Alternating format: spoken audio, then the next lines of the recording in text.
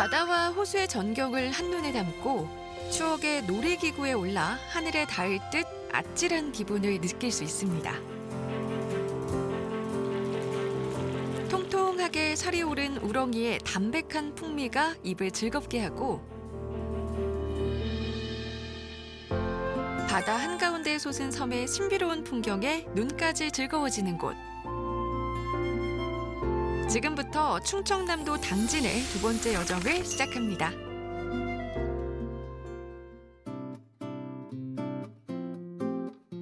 어선들이 한가롭게 떠있는 서해가 방조제를 사이에 두고 호수와 맞닿아 있는 곳. 신평면에는 볼거리, 즐길거리로 가득 찬 삽교호 관광지가 있습니다. 바다 쪽으로 뻗어나간 전만길은 때론 갯벌 위를 또 때론 바다 위를 걸을 수 있는 곳인데요.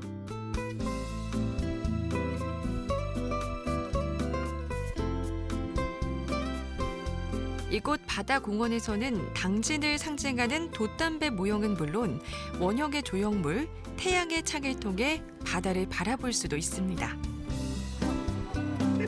갯벌 너머로 하얀 파도가 넘실대는 이곳은 서해의 매력을 찾아온 사람들로 북적이는데요.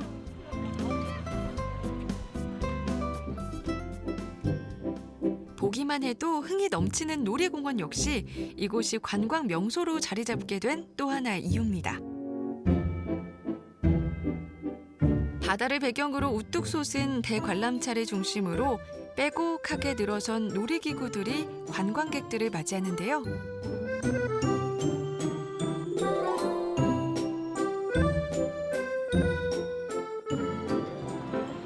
성문 같은 입구를 들어설 때부터 여기저기서 터져나오는 환호성에 가슴이 설레게 됩니다.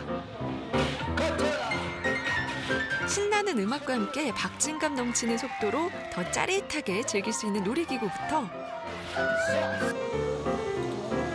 안전장비를 착용하고도 오금이 저리는 아찔한 고공 놀이기구까지.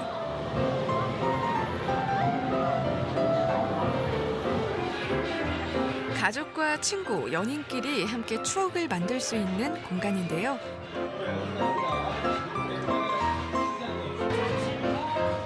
하지만 뭐니 해도 삽교호의 전경을 제대로 감상하기에는 대관람차만한 것이 없습니다.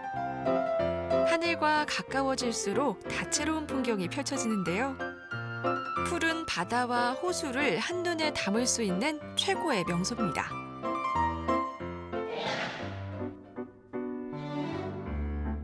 아늑한 산세 아래 성안 마을이라고 불리는 곳이 있습니다.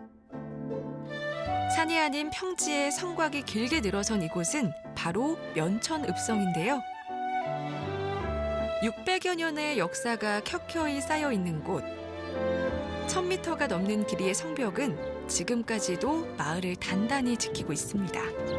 면천읍성은 고려 말에서 조선 초에 이 서해안 지역에 출몰하는 왜구들을 막기 위해서 성을 쌓았습니다. 조선 왕조가 유교 정치를 실현하기 위해서 이 평지에 읍성을 쌓고 관할을 지었던 그런 곳입니다.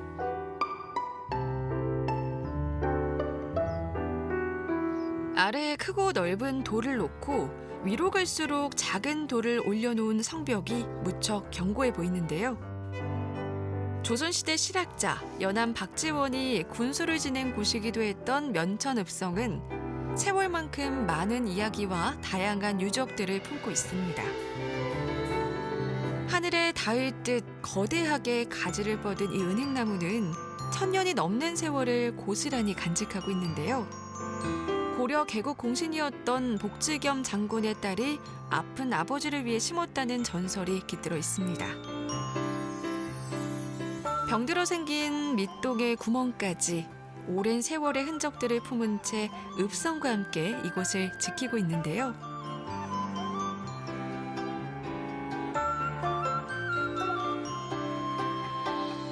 동문 터 너머로 가면 연암 박지원이 만들었다는 작은 연못도 만날 수 있습니다. 조선시대 유생들이 이곳에서 시를 읽고 글 공부를 하기도 했다는데요. 잔잔한 물살이 일렁이는 연못 가운데에는 볏짚을 올린 정자가 놓여 있습니다.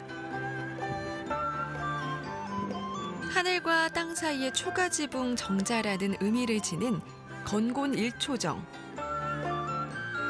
돌로 쌓은 작은 섬 위의 정자에서 한가로의 연못의 정취를 느낄 수 있는 곳입니다.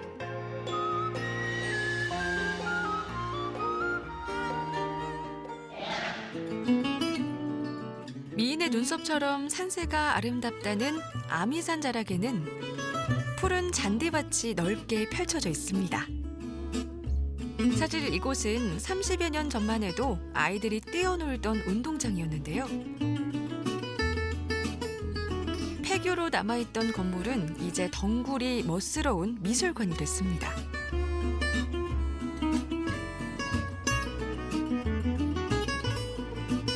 외관을 그대로 살려놓아 어린 시절의 추억이 떠오르는 건물에 들어서면 입구부터 화려한 작품이 눈을 사로잡는데요. 버려진 나뭇가지를 활용해 정원을 표현한 설치 미술. 분홍색 깃털들이 마치 나뭇잎처럼 천장을 가득 메우고 있어 환상적인 분위기를 연출합니다.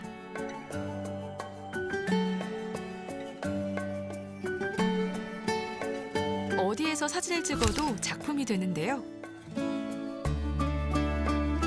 아이들이 수업을 받던 교실 안에는 분필로 낙서가 된 칠판이 남아 추억을 소환합니다.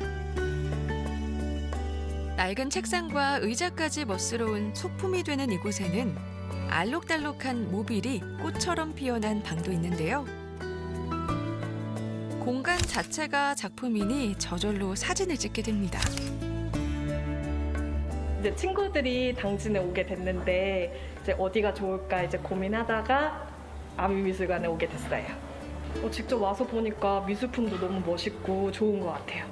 날씨가 오늘 너무 좋아서 이 블로그를 보다가 아미미술관이 유명하다 그래서 왔는데 색감이라든지 날씨에 맞게 너무 컬러감이 좋아서 같이 기분도 좋아집니다. 이 시골에도 좀 미술관 같은 게 필요하지 않나라는 생각을 해서 여러 사람과 같이 누릴 수 있는 공간이 되었으면 좋겠다 하고 담쟁이 덩굴로 뒤덮인 건물부터 드넓은 잔디밭까지 숲속의 초록 물결 속에서 예술의 향기에 가득 취해볼 수 있는 공간입니다.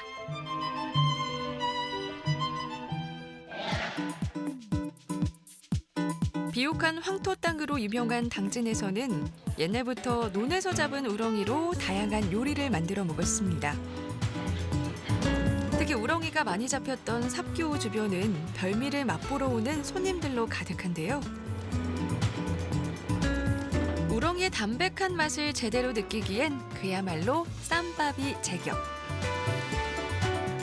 그 핵심이 되는 쌈장은 구수한 된장과 우렁이를 가득 넣어 만듭니다. 감칠맛을 더해줄 다진 양파까지 함께 넣어 센 불에 끓여주면 우렁이 쌈장이 완성되는데요.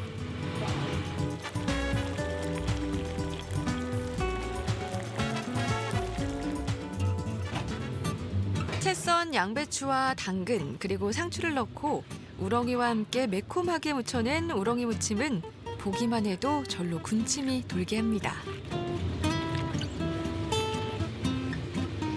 마지막으로 참깨로 고소함까지 더해주면 새콤달콤한 별미가 완성되는데요. 우렁이 된장찌개까지 어우러진 건강 밥상.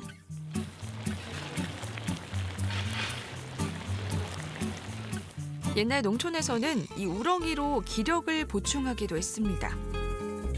그만큼 단백질과 철분이 풍부한 영양식인데요.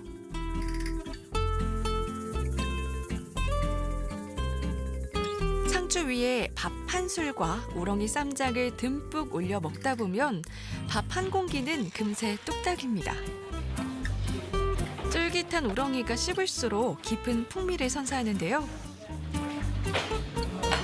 짠맛이 심한 편이 아니라서 많이 퍼먹어도 누나 먹으면 맛있어요. 우렁 양도 많고요. 참치는 적당히 새콤하고 매콤하고 맛있는 것 같아요. 당진의 우렁이가 유명한 이유는요. 넓은 평야, 그리고 황토 흙이라고 토양 자체가 굉장히 좋습니다. 빨간 흙이라 우렁이를 양식하기에 최적화되어 있습니다.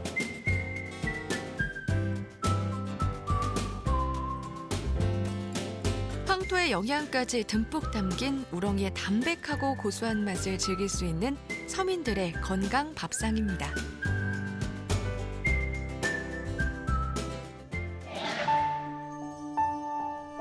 크고 작은 섬들을 품고 있는 충남 당진. 그중에서도 두 개의 섬으로 이루어진 난지도로 향하려면 도비도 선착장에서 배를 타고 바다를 건너야 합니다.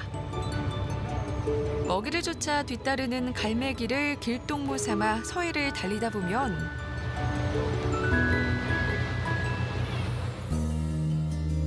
금세 드러나는 섬의 눈부신 전경. 소 난지도는 일제에 맞선 의병항쟁의 성지이기도 한데요. 1905년 을사조약이 강제로 체결된 후 이 섬을 근거지로 항거하다 끝내 전산 의병 100여 명의 유골이 묻힌 곳이 바로 이 의병총입니다. 섬의 동쪽 해안엔 배의 돛대 모양으로 우뚝 솟은 추모탑이 의병들의 넋을 기리고 있는데요.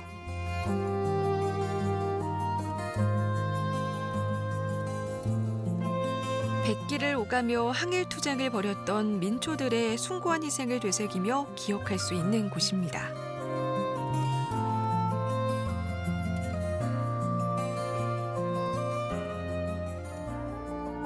소 난지도의 끝자락 해변가에는 두 개의 난지도를 이어주는 다리가 놓여 있는데요. 당진에서 가장 큰 섬이자 때묻지 않은 자연 경관을 간직한 곳. 대난지도는 고운 모래로 덮인 백사장과 푸른 소나무가 어우러져 이국적인 정취를 느낄 수 있는 섬입니다.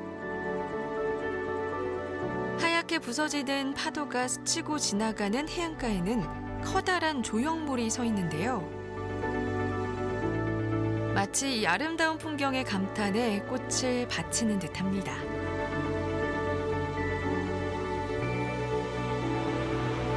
끝을 알 수 없는 수평선을 바라보며 여유를 즐기고 파도에 실려오는 짭조름한 바다 향기에 취하다 보면 지상 낙원이 따로 없는데요.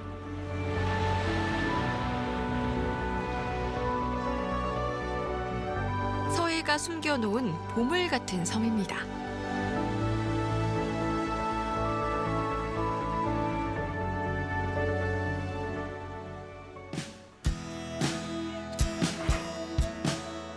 해돋이를 볼 수 있는 갯마을과 바지락을 품고 있는 갯벌에서 소박한 어촌의 정취를 느낄 수 있습니다. 연못과 정자가 놓인 숲속 정원에서 들꽃의 향기에 취해보고 황금빛 백사장에서 파도가 부서지는 낭만을 즐길 수 있는 곳. 지금까지 충청남도 당진에서의 여정이었습니다.